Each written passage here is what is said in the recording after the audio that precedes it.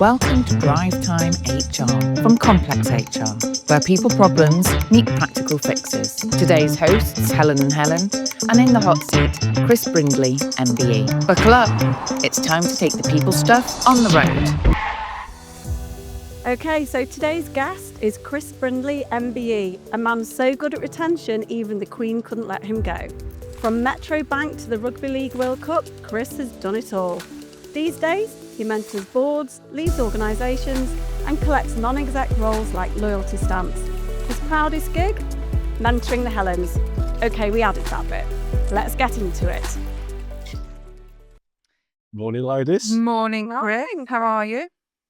Wonderful. Thank you for asking. So thank you for joining us and for talking today about retention. We're just going to go through some questions. If you want to deviate, feel free to do so. If you could stick to retention loosely, that would be greatly appreciated. Okay, no worries. So what, in your opinion, is the real cost of poor retention to small and medium-sized businesses? Basically, it's the first stop of going out of business. Every business is a people business. You're not manufacturing, you're not sport, you're not hospitality. Every business is a people business. And the minute you forget that, you've got a problem. So let's take retention. I have a phrase that says, good people leave because they can, poor people don't because they can't. So if your good people leave and go elsewhere, what you're doing is basically making the competition better whilst leaving yourself with poor and mediocre people. And that's going to be your business. So ultimately, why would I do business with mediocre people? There's lots of mediocre businesses out there with mediocre people. And then there's some really good businesses with some great people. And funnily enough, guess where I do my business? With brilliant people like me and Helen. Of course. Where else? Great example. Great example. And for those people that want to know a bit more about that, the model is known as the service profit chain. So if you Google service profit chain, and the very best businesses were studied, and it starts with, if you look after your people really well, they'll look after your customers really well. Yeah. As a result of that, your customers will give you their money, which is sort of why we all run a business. So people can give us their money in exchange for a service or a good. As a result of that, if you then invest some of the money the customers give you back in your people, whether that's recognition, whether that's training development, whether that's a personal development growth plan, and as a result of that, your people actually give even better service. And then as a result of that, your customers go, this is wonderful. As a result of that, they give you a bit more money. And if you then do it again and keep reinvesting a little bit of the customer money in your people, you go from happy people to committed people to loyal people. And if you retain your very best, the good news is your absence rates are really low, so people don't throw sickies. As a result of that, morale is high. As a result of that, people committed to your business and loyal to your business. And then you save money by not having to recruit every 5 minutes or go through grievances every 5 minutes. So I'd encourage everybody, as a real basic principle of running a business, go and look up service profit chain. Yeah, There we go. excellent, great advice. So what, Chris, is the worst retention fail you've seen and what did it teach you? Obviously not naming any names. Absolutely not. I've signed many non-disclosure agreements, so I can't name names, as you'd imagine. Look, the reality is, bosses who treat people like shit, full enough, is the worst retention strategy. If you treat them like an asset that they're going to sweat, right? You might want to program a computer to do a lot of work for you, but treat your people like human beings, right? I reckon you spend more time in work than you do waking hours. Yeah.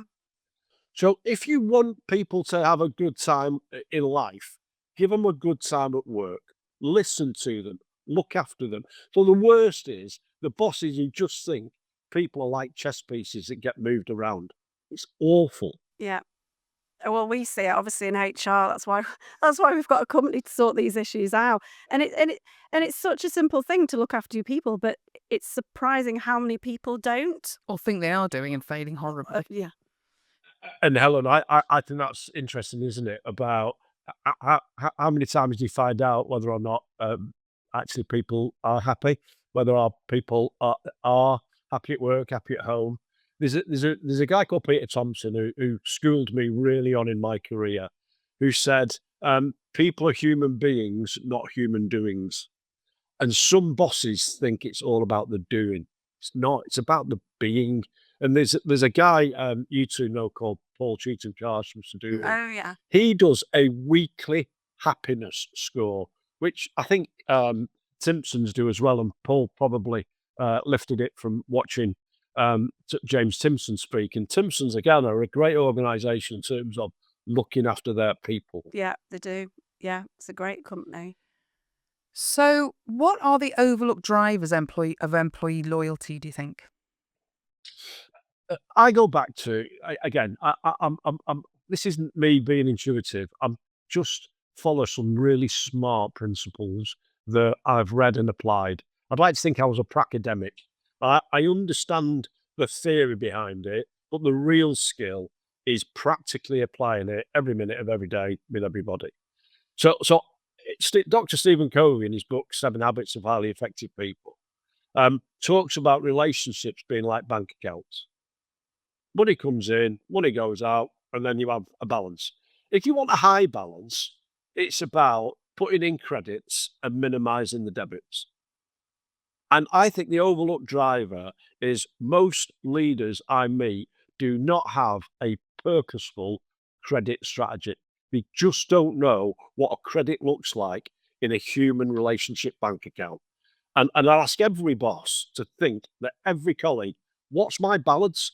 Because people check the balance online every single day in their traditional bank account. And the more they've got, the happier they are, spookily enough, right? And if relationships start going overdrawn and you keep passing debits, ultimately the relationship goes bankrupt. That's why people get divorced, right? Yeah.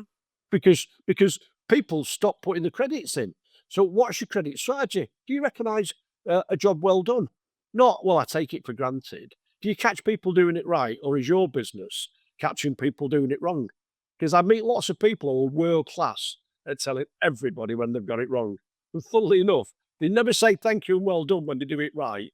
So if a thank you and a well done is a credit and a bollocking is a debit, guess what? If all you're ever going to dish out is bollockings, don't be surprised if your relationships are broken and actually people leave. Yeah. Mm. So true. And please and thank yous are such easy things to say, aren't they? It always surprises me when you don't get an email, from your boss say you've done a really good job here. We're really lucky. Our clients actually will send us emails going, absolutely brilliant, love this. It's so easy to do. Maybe you should do it a bit more to me. Shall I do it more to you? Yeah. Yeah. Just thanks, Helen. Just Now and again. Boost my morale. And Helen, you've got to reciprocate, by the way. Well, I'll point that out. if an occasion arises when I can say thank you, good job, I will do so. oh God, she's always dishing it out. So how do you spot when someone's mentally checked out? Number one, why should you have to spot? That's you ask? a good point. Right? We're not a million miles away using technology. Elon Musk has got this Neuralink, right, where we will be able to read minds in the future. Oh God, that sounds awful. Oh, I'll tell you what, Helen, it'll be really easy. You can send somebody to the shops, and when they're stood in Sainsbury's at the baked bean counter and haven't got a clue which baked bean to get, right? They'll go, "What baked beans do we get?" And it'll flash up on your laptop, and you'll go, "Heinz." So it's a bit like using a phone, isn't it? Really? But phones, you've got to be able to communicate. Reading mind could get you in a lot of trouble. Could get particularly you, because I know what you think about people, and if that appears on their laptop, Can you imagine what I'm thinking right now, Chris, about this? Absolutely. Should have seen it this So morning, Chris. She's been in such a bad mood, and even a bad mood for Helen. So you can imagine what that was like. Dear. Goodness. Dear. Anyway, she's happy now. She's talking to you. She's happy. Go on. Sorry, you said number one. We've lost I our don't remember where we were. Go on, just give me a prompt. So you did. So spot the signs someone's mentally checked out. Oh yeah. No, number one, I think give people a good listening to. Just find the time to actually find out, how are you today? Right? Yeah. Is everything all right at home? Is everything all right at work? Is there anything that's getting in the way of you being effective or happy, just ask the question. I don't think it's about spotting. However, I think there are some signs that people have checked out. Often people will take time off at short notice to do job interviews with somebody else. So often the request for, can I just have half a day off tomorrow, boss? Followed by next week, can I just have another half day? Suddenly you go, right, I just wonder if they're starting to search elsewhere.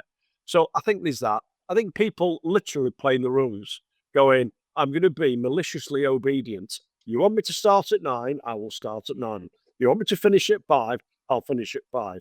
So flexibility starts to disappear. And obviously, non-verbal communication. You know, if I say to somebody, "How are you today?"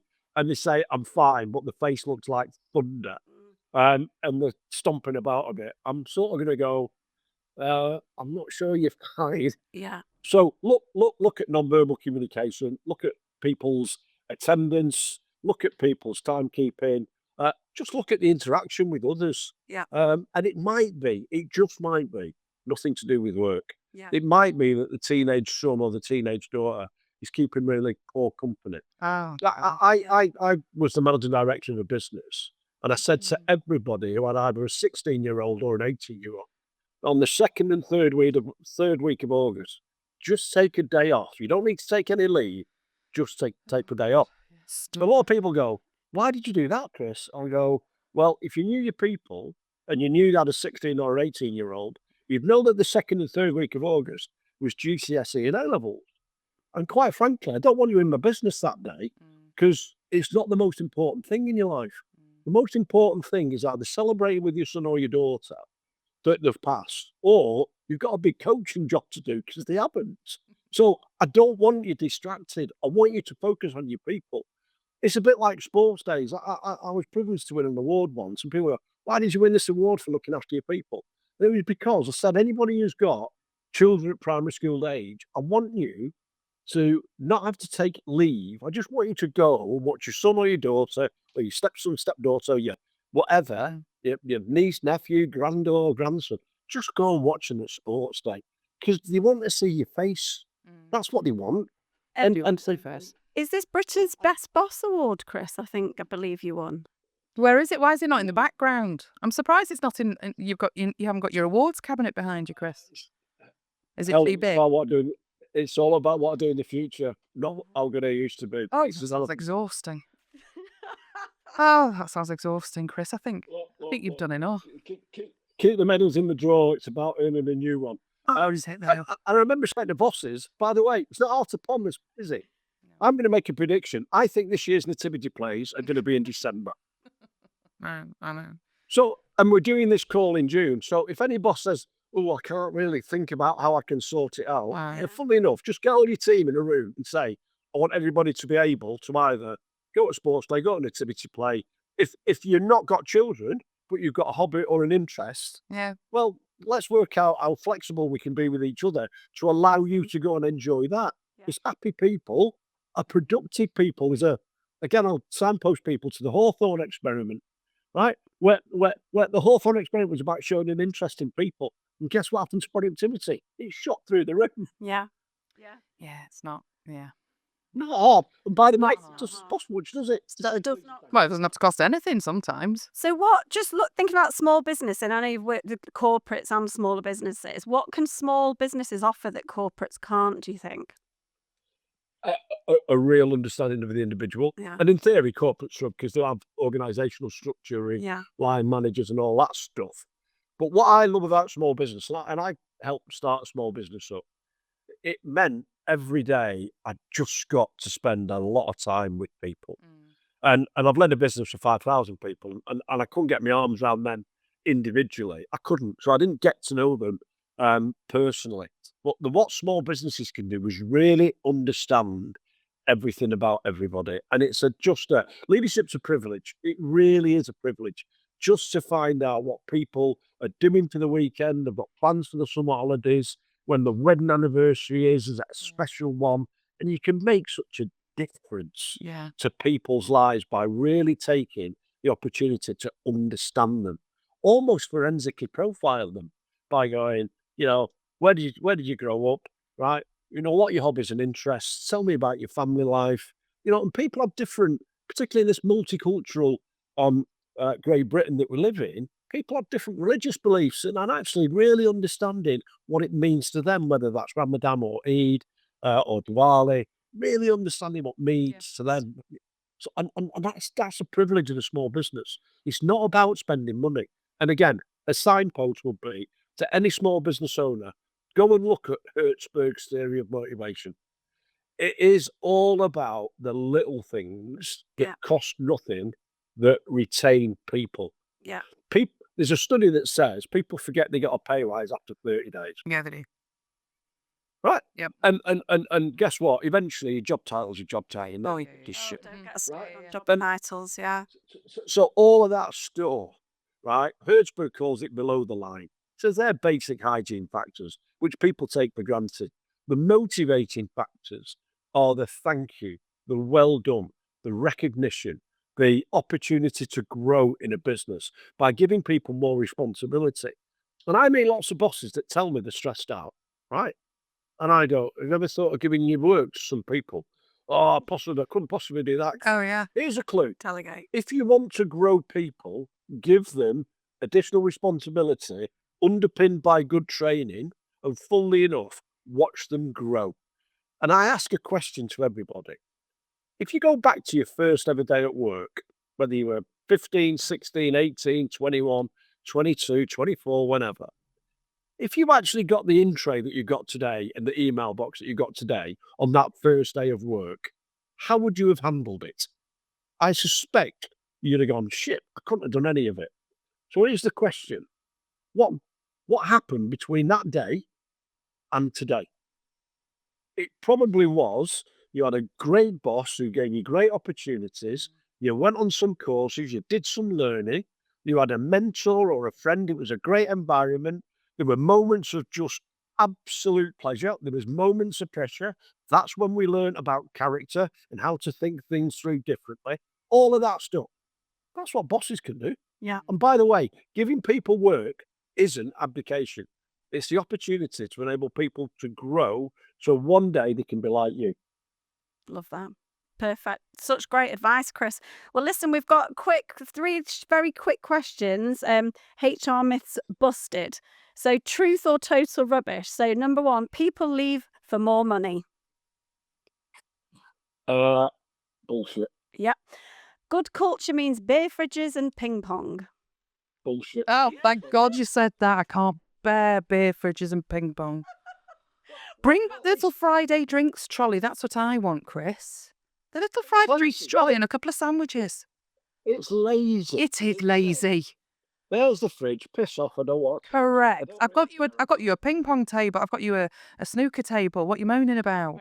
I had a boss who thought once a year he gave me a bottle of red wine and said thank you. It was one of a box of 24 or so, by the way. And the challenges. I don't drink red I didn't think you No. drank red wine, Chris. I don't. No. So I'm sat there going, there he goes. It's a one-size-fits-all approach. You've never bothered, right, to understand one jot No. about me. But that's But one. you know what? Never waste a crisis. When the primary school, used to always ask for a bottle for the bottle stall of the double bar. When other people used to send HP sauce, I'd send a bottle of red. A really nice bottle. The teacher thought I was a really, really good parent. They always gave me a really nice bottle. Never waste an opportunity. No. So, third, Helen, do you want to go with Oh, exit interviews tell you everything you need to know. Bullshit. Yeah. And then, why have we done two rubbish? Okay. We haven't done one. Bullshit. I'll tell you what, look at Glassdoor. That tells you more truth than it. So true. It does. And again, I was asked for a company if I could help with their staff retention role. And I went to the board meeting and I said, well, this shouldn't come as a surprise because your Glassdoor is 2.1.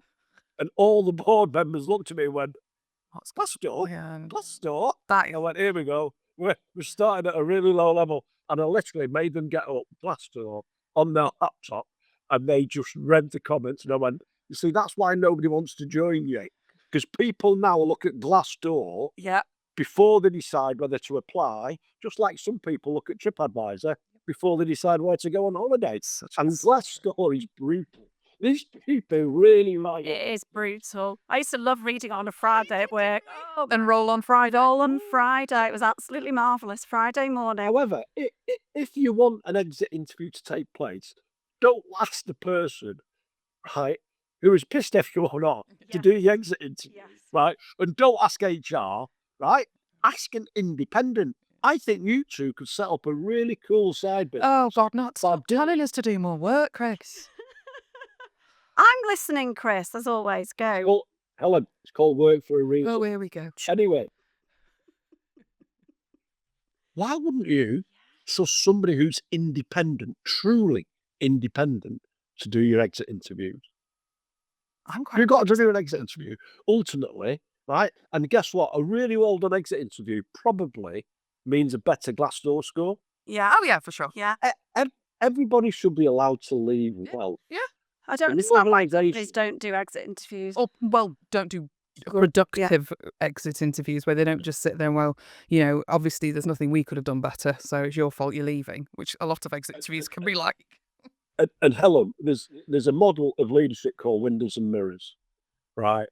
And most organisations look out the window and blame everybody else why the staff member was left. What they should do is look in the mirror and ask one question: what could I have done better Absolutely. during our relationship so that person didn't want to leave? Correct. Brilliant. Couldn't agree more. Well, listen, big thanks to Chris Brindley MBE for joining us. Turns out retention isn't rocket science, it's relational. Up next, remote woes, rebellious home setups and hybrid truths with Ruby Malling.